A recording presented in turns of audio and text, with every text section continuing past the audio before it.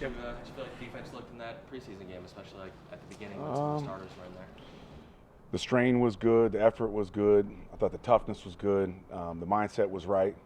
At the same time, there were some technical errors and some alignment assignment stuff that we can get cleaned up. And, it's always a growing process regardless of who's in there, veteran, rookie alike.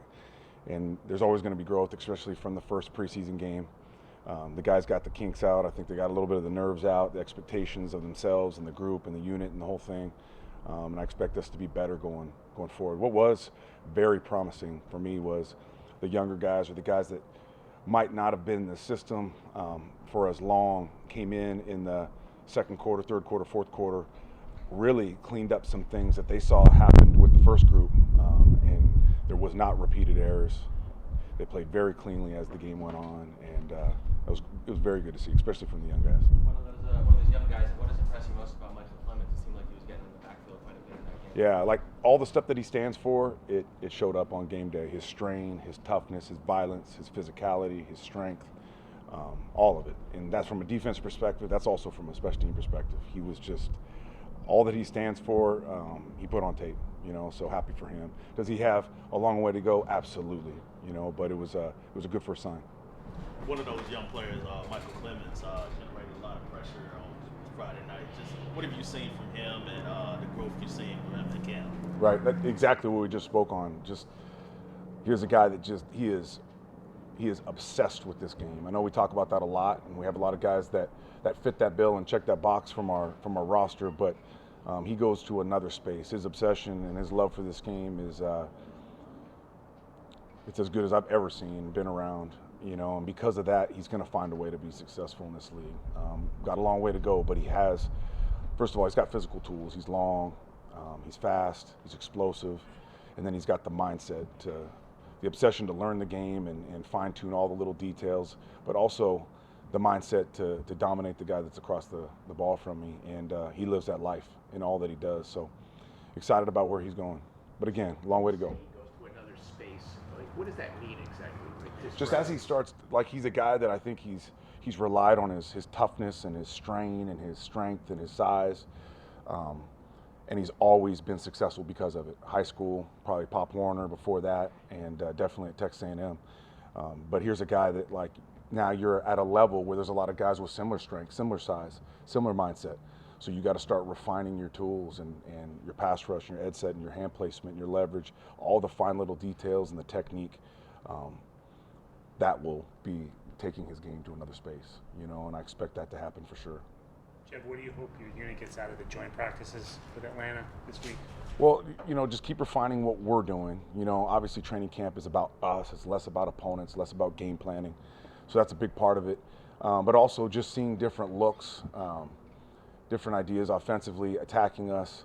I had a talk with Coach Smith this morning, Arthur and Dave Ragone, the offensive coordinator, and I really kind of laid out the plan of what we plan to play against them. So I want them to go into the lab and absolutely pick on us and try to find every weakness of our defense and expose as much stuff as they can, from the run game perspective, pass game perspective, schematically, the whole thing. So I look forward to that for sure. Plus, just a new opponent brings new energy and juice, and the guys will be revved up for it. When you talk about the young guys, what have you seen in Sauce's development? What's impressed you about him as you've gotten to see him more and more? Right. He's that guy that's just constantly collecting information and then sprinting back to the locker room and writing it down, and then collecting information, sprinting to the locker room, writing it down. Like, he's just building this database right now. It was so funny today. We got in the high red zone, and they created this stack on his left, and that's been a lot of daggers and in-breaking routes. And he sat hard inside, and all of a sudden they whipped it outside, and he's like, "You haven't shown me that," but you get him once, and now he's ready for it, So he's just collecting information as we go. He's getting better every day, and excited about where he can go.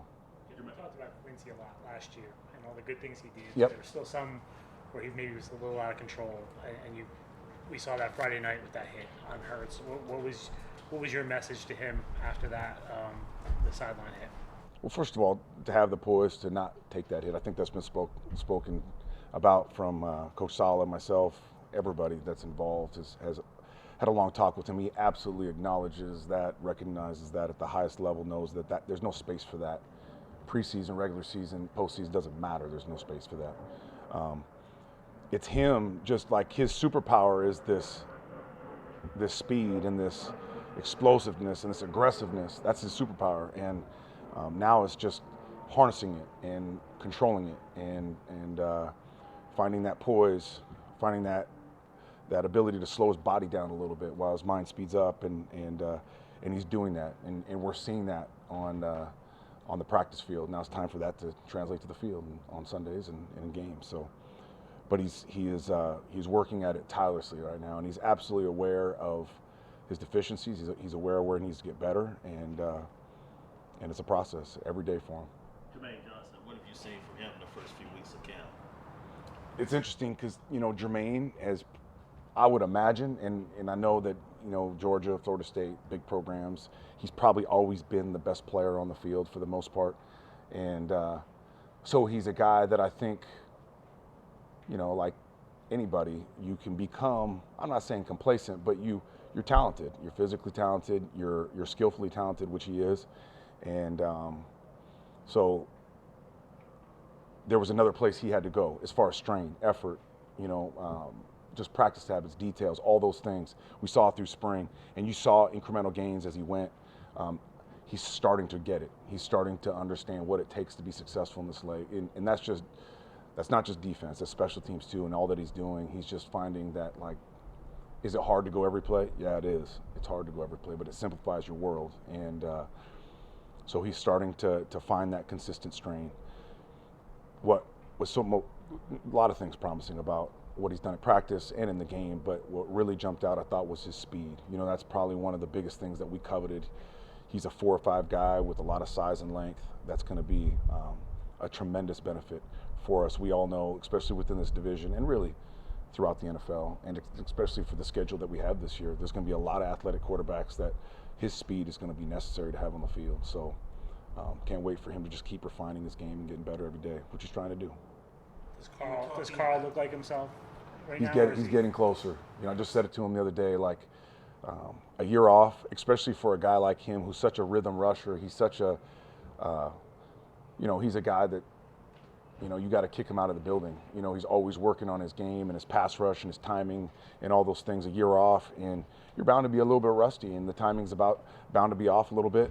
He's starting to find that again. And I thought the last 2 or 3 days of practice really saw glimpses of the old Carl, and as we get close to the season, he'll get closer to what he really is. So he's to me, he's right on pace for where he needs to be. You were talking about the first team defense maybe needing to work some things out. Hurts, I think, had a perfect quarterback rating in that game. One of the passes, the highlights was the pass to Goddard down the left side. Yep. I know you guys are working on communicating better in the pass defense. What happened on that play? There's a 7 route. The bus defender underneath needs to hinge. It's not funny. I was going to say it's funny, but it's not funny. But our defense is simple. There's a lot of detail within it, but schematically we're simple.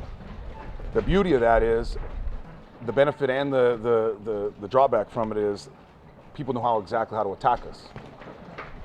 The beauty of that from a defensive perspective is you have the ability to anticipate things because you know what's coming. You know how people are going to attack you. They give it out of certain looks and specific looks, and it's really interesting. Like Jordan Whitehead will never get beat on that again. I can say that confidently because he's starting to understand, I get 1 or 2 close, I'm in the high red zone, here comes scissors, it's coming, and then you start to anticipate it. And that's where the special plays lie within this defense, from the anticipatory stuff that comes from knowing how you're being attacked and then knowing your own technique so well that it's unconscious competence and you just operate at that level. So the beauty of that was they come back later in that game, same concept, same defense, and it was played perfectly. So it was pretty cool to see the youngsters see that on the iPads, correct it, and then not get beat on the same thing. But I really think that people that are new to the system, sometimes you need those scars. Sometimes you need those keloids, and they help you grow.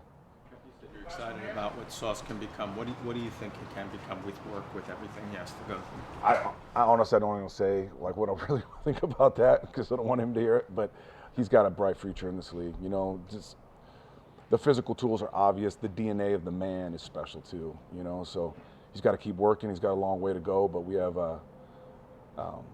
we all think very, very highly in this building and what he can become.